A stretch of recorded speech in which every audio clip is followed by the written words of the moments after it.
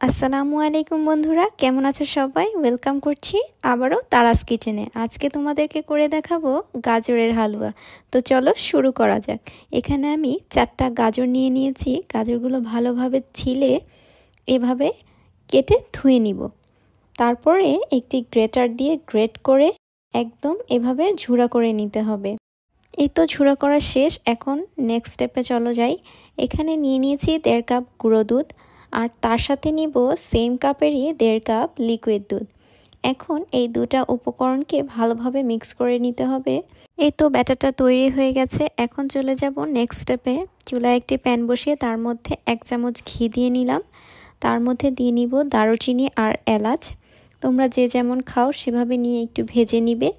তারপরে দিয়ে দিব গাজরটা। এখন গাজরটাকে 5 মিনিটের মতো নেড়েচেড়ে ভেজে নিতে হবে। ভাজা হয়ে গেলে এখানে দিয়ে দিব লিকুইড দুধ। এখানে আমি 2 কাপ গরুর দুধ ইউজ করেছি।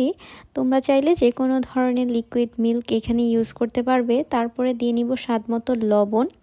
লবণটা দেওয়া হয়ে গেলে সব কিছু ভালোভাবে নেড়েচেড়ে একটু বলক উঠিয়ে আনতে হবে। তারপরে ঢাকনা দিয়ে ঢেকে দিয়ে আরও 10 মিনিট রান্না করে ঢাকনাটা তুলে একটু নেড়েচেড়ে তার মধ্যে দিয়ে দিব 1 কাপ চিনি। তোমরা যে যেমন মিষ্টি খাও সেই অনুযায়ী চিনিটা দিয়ে নিবে। চিনিটা দেওয়া হয়ে গেলে একটু ভালোভাবে সব কিছু মিক্স করে সেই আগের থেকে বানিয়ে রাখা ব্যাটারটা এখানে দিয়ে দিব।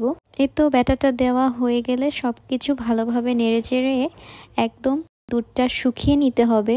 তারপরে এখানে দিয়ে নিব 1 চামচের মতন ঘি। আর নাড়তে নাড়তে যখন প্যান থেকে গাজরগুলো উঠে আসবে তখনই বুঝে নিবে যে গাজরের হালুয়াটা একদম রেডি। এ তো একটা সার্ভিং ডিশে নিয়ে আমি ডিশটা সার্ভ করে দিলাম। আর গাজরের হালুয়াটা তোমরা যে কোনো শেপেও কিন্তু কেটে নিতে পারো, অথবা ঝুরাও তোমরা পরিবেশন করতে পারো। এই তো কিছু কাঠবাদাম আর কিশমিশ দিয়ে আমি এখানে পরিবেশন করে নিচ্ছি। পরিবেশনটা তোমরা তোমাদের ইচ্ছে মতন করে নিতে পারো।